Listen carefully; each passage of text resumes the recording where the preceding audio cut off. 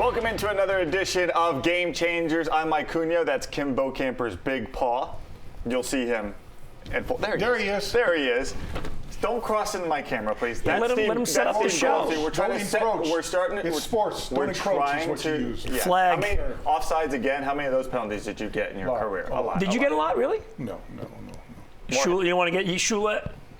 I didn't want to get yelled at. If you went offsides, forget about it? Shula let you have it? He didn't say anything. He said, no, that's fine. 30 seconds and I don't even know where we're going with that's interesting. Right? It is. Wouldn't you want to know what Don Shula used to do to these guys? It told him not to If stay I jumped off sides, I'd want to go on off the other side. I try to go to the visiting side. Can I go home with you? Yeah. All right, well, let's talk about the Dolphins. This week, there's a lot of things in the news, especially surrounding the running back room. Jeff Wilson Jr., as we heard this week, has hit the IR, so he's going to miss 4 games. But the other running back in the news has been Jonathan Taylor, Colts running back, who speculation was he could be traded to the Dolphins. Goldie, it seems like hearing Chris Grier speak this week that it wasn't really that close. Are you a little disappointed that maybe this deal wasn't imminent with the Dolphins? What Dolphins fans and everybody in South Florida, the media, have to understand, there's a team on the other side. Mm-hmm. They're not giving away a player for one of your backup running backs and a 2 and a 4. Yeah. So, sure. I mean, Jonathan Taylor's a great player, but, the word is they wanted Jalen Waddle and first-round picks, and that just wasn't going to happen. So, but I also don't think, Mike, it's completely over. I mean, he's on the pup. He can come back in 4 weeks, and who knows what's going on with the Colts and Dolphins at that time. Well, once the trade deadline starts to approach, you see teams that deal with injuries, see where they're at. You never know. If the Colts called you and said, hey, we want Jalen Waddle, what would you have said? Yeah, absolutely not. Tell Jim Irsay to go and smoke some cigarettes and drink some more liquor. Because no, that's not going to happen. That's not going to happen? No. Okay, the other trade news this week, Noah Igbinoghene. First-round pick for the Dolphins back in, 2019? 2020. He struggled to really gain a footing here with the Miami Dolphins. He's now shipped to Dallas. And you keep hearing these phrases, maybe a change of scenery. It will be a fresh start. Will be good for him. Bo, is the fresh start in sports a myth? Unless he learns in that 2.5-hour flight to Dallas how to play cornerback, he ain't going to be nothing different in Dallas. He's always near Noah, right? He's always near the ball, but never gets to it. He's a one-step behind guy. They've tried everything. And look, if you can't play for Vic Fangio, then that's kind of a black mark on your resume, right? Because he can make you better. He can put you in good positions, and if he can't put you in positions where you can play in this league, then they ship you off to Dallas and they hope you can do something in that plane ride. Maybe they give him a first-class ticket, maybe not. A couple of fascinating things I thought. Number one, the Cowboys are the ones that initiated the trade. Yeah. Interesting to me, what has Dallas seen over the last 3 years that says, hey, I'm going to call the Miami Dolphins. I want that guy. Right. And the other interesting thing to me was Chris Grier, who is so diplomatic and a terrific guy and a great people person, trying to sum up his career, says, well, he had that interception against the Steelers last year. And that was the only moment, Mike, for a first-round pick in 3 years. That's true. So that tells you all you need to know. Yeah, it really does. There's no sugarcoating it. Noah struggled here in Miami. I hope a fresh start leads to something good for him if it does. But I've always been curious. Does that really mean anything? It's very rare that I think you see someone who struggled in one place leave and actually end up going to have success. I don't know. Look, especially if you're a cornerback. Well, what do? You go out and you cover somebody. Right, you're either covering or you're not. It's not like it's not like the scheme affects your play. Mm-hmm. They're one-on-one guys, and that's what they do. And he hasn't been able to do it. I don't know by moving to Dallas and maybe putting on a different uniform is going to help you. But look, there have been a lot of guys. I mean, Robert Quinn, we had him for a little while. Mm-hmm. He keeps rotating around teams, and people keep giving him another chance. But look, you got Noah, who was part of that 2020 draft with Tua, Noah, Austin Jackson all in the first round. You got Tua sitting in a pretty good spot right now. Noah didn't make the cut, and then you got Jackson, who is looking better. Going to be a starter at the right tackle this season.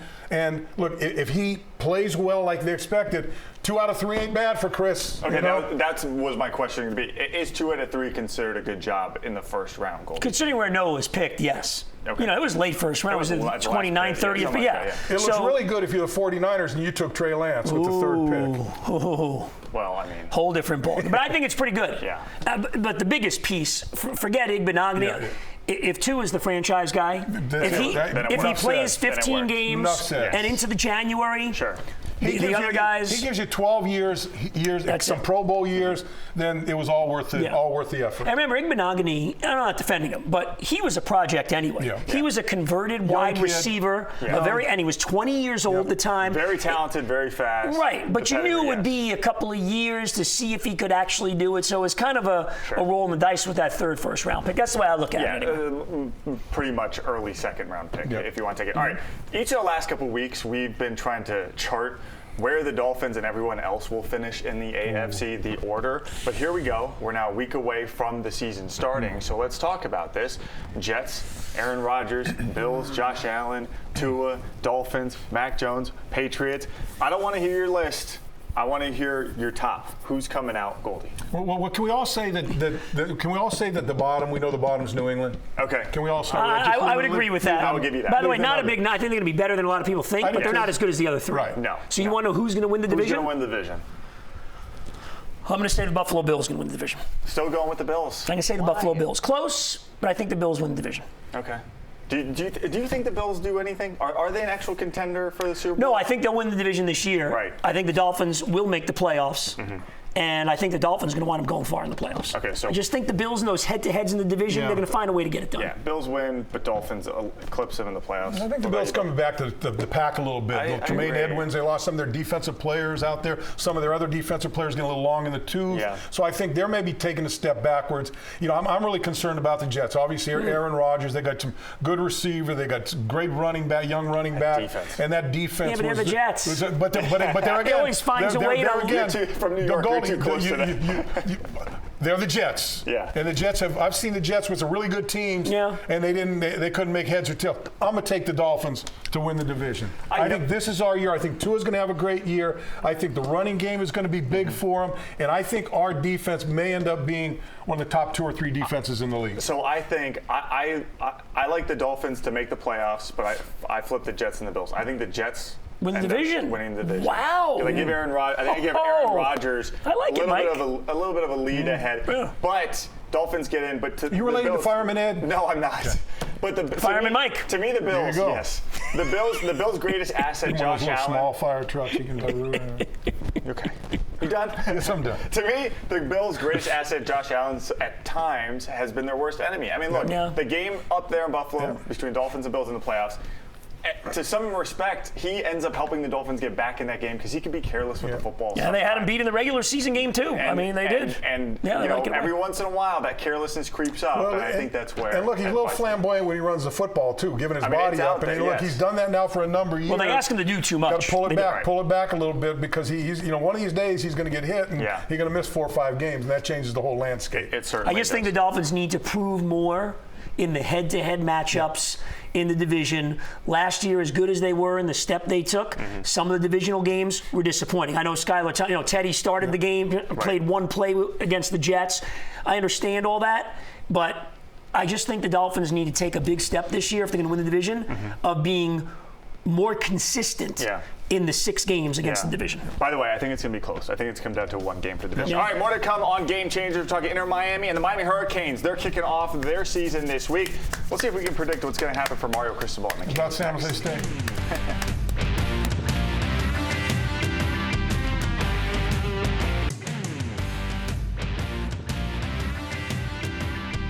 Welcome back to Game Changers. The show rolls on. So does Messi Madness. 10 games in, and Inter Miami still has not lost a game, but they finally held scoreless. They did pick up a point, though, against Nashville SC the other night, which certainly helps in the standings. But, guys, the international call-ups are starting to happen. Some of these international friendlies and warm-ups of World Cup are starting to go down. Messi's going to get plucked.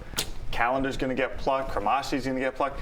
Are you worried now that all the momentum that Inter Miami was building is now going to get zapped with all these guys off the roster? Well, you could use zapped or just screeching halt. Yeah. That's what it's going to come to. Right. Now, does it matter? Because once he comes back, I don't know if it makes a big deal, but, they were last in the league. Couldn't score. They averaged a goal a game before he came. So they're going to come to a screeching halt. But then they'll probably pick it back up again. So that's the way you kind of have to look at it, unless somehow these other guys on this team, because of being around them and the winning, they've gotten a lot of confidence. I will say this, it's going to be interesting to see how they react to this, because this is a huge challenge, and I'm sure somewhere deep inside, you look at what Messi has done since he's gotten to Miami. All these other teammates somewhere inside want to say, you know what? We can play too. Yeah. Let's see how we do without him. And I think they've had to develop some confidence in their football, in their team, right? Yep. Moving forward. So he misses how many games? He could miss as many as 3. As many as 3 games. Well, you know what? Then get him back, and then you start winning again. These juggling, having tournaments in between league seasons and all this makes it hard to figure out the dynamics. But look, if we're losing some of our best guys for 3 games, all the other teams are losing their best guys that are international guys for 3 games. So to me, it's kind of a wash. And hopefully, look, if Inter Miami can win one of the 3 games, I think it's a blessing, right? Go 1-1-1. How about that? Yeah, is that good enough to make the playoffs, though? Because they have to get as many points as you can. Yeah, because they've got a long way to go to reach the MLS playoffs because they were so far behind. Yeah, and I think that's really what's in play more than anything. Because if you go 0-3 in these 3 matches without him, I think it's probably game over. But they didn't. But they no goals last game. Did they figure him out? Did they figure out Messi? I don't know. He got his shots. He got his looks. He just didn't score. Somebody in the MLS is sitting in an office somewhere trying to figure out how can we get Messi into the playoffs? Right. How do we make that happen without meddling too much? You know, and they have to. It's good business. You got to. Yes. Well, what if they go to the playoffs and Inter Miami's not in it, right. and everyone's going, "Where's Messi at?" Yeah. You know, maybe we should just loan. Can they loan him? Expansion. Can they loan him to the New York Cosmos and let them come in? You know, they're not flooding in for the Nashville-Toronto MLS Cup match. They're not. No? I thought they were. Actually, Toronto and Nashville do pack it. I do have friends from around the country asking, "Hey, will Messi play on turf? Will Messi play this game? I'm wondering if I should sell my tickets or actually go to the game." It's so funny the kind of effect and the domino effect he has on just the market. But he's playing them all. Yeah, he is playing them all. But people want to know. They don't know. Right. They're just curious. Well, there was that turf kind of not controversy, but question if he was okay playing on that surface. Yeah. So that's so the Europeans don't like playing on turf, the artificial, right? I guess they're concerned about injury. I mean. Well, there really is no turf over there. I mean, they play on grass over there. They don't sacrifice anything. There's just a few stadiums in North America for soccer that are turf. A couple of indoors like Atlanta, places like that. Yeah. Still to come on Game Changers, we're talking a different kind of football. The Miami Hurricanes kick off their season Friday night against Miami of Ohio. We'll talk about that next. Miami.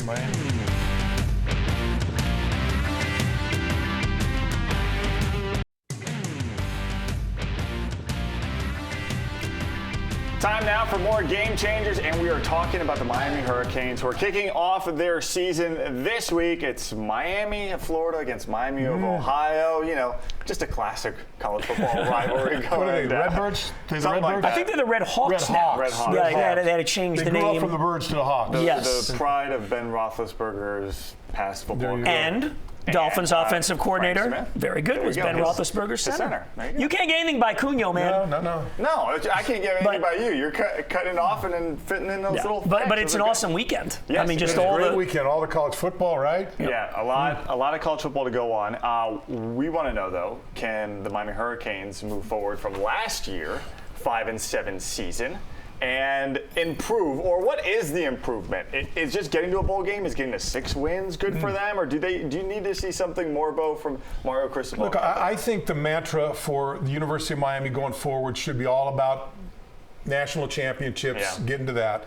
You know, you got to win the ACC. I don't think they've done it since they've gone into the ACC, and they thought it was going to be a powder cake, powder puff kind of a conference they got into.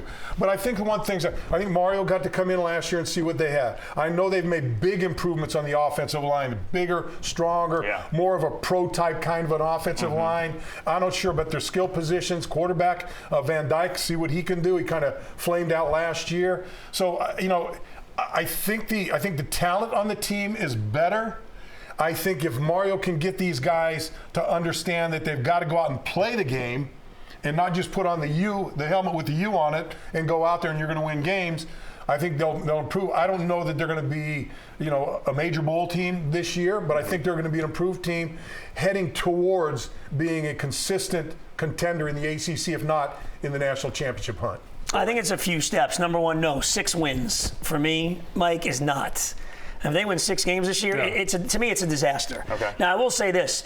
Their best players are their youngest players. Yes. Because they did a good job in recruiting this year, but their best players are young. But the first step for me is they can't be giving away these games to the Virginias and these teams that if you're going to be even an 8 or 9 win team and a solid bowl team, you can't lose those games. No. You can't be letting guys come into Hard Rock Stadium giving up 40, 50 points to Middle Tennessee State. How about like 400 rushing yards? Yeah. We've seen that happen with this team. It's embarrassing. Yes. It's embarrassing. You're not talking about the Clemsons and the Florida State. Okay, you have that happen once in a while against those programs, you understand it. They've got some of the best talent in America. The Middle Tennessee States, the Virginias, even the North Carolinas, they don't have the same talent as you have. Yeah. So to me, that's the first step of not giving away those games that you have to win. And then you try to win some of the big ones. We'll see if they can do it this year. Yeah, I agree. 6 wins, just getting to a bowl. It on paper looks like an improvement, but it's got to feel. Give me a feel. Like if you're going to lose 5 games and one's to Florida State and one's to another ranked team like, I don't know, Texas A&M or something, you better be in those games. Right. You better prove that at the very least, you can hang. Because if you're just beating up on the teams you should beat, and last year they couldn't do it, they couldn't even do that.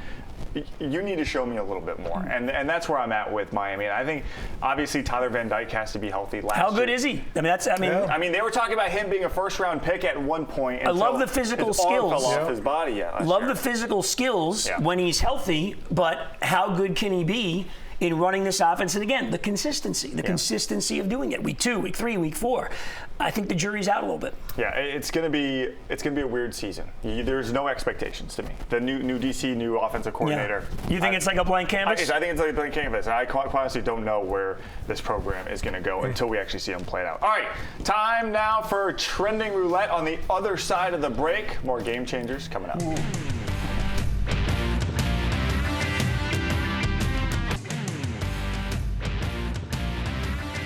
Let's wrap up Game Changers with what's trending. Nebraska volleyball trending to the moon at the moment. 92,000 packed the football stadium to go see it. Did you ever think, Bo, you'd see 92,000 people show up for anything other than football? No, not in Nebraska. Yeah. But look, I guess there's not a whole lot to do in where they Lincoln, Nebraska. Pretty cool, what else? Though. Yeah. But it was a promotion. They tried to get it. And look, I think it's fantastic. Yeah. I think it was girls volleyball, right? Yeah, I think so. And so for the women who play normally in a gym, air conditioning and all this with maybe 150 people watching.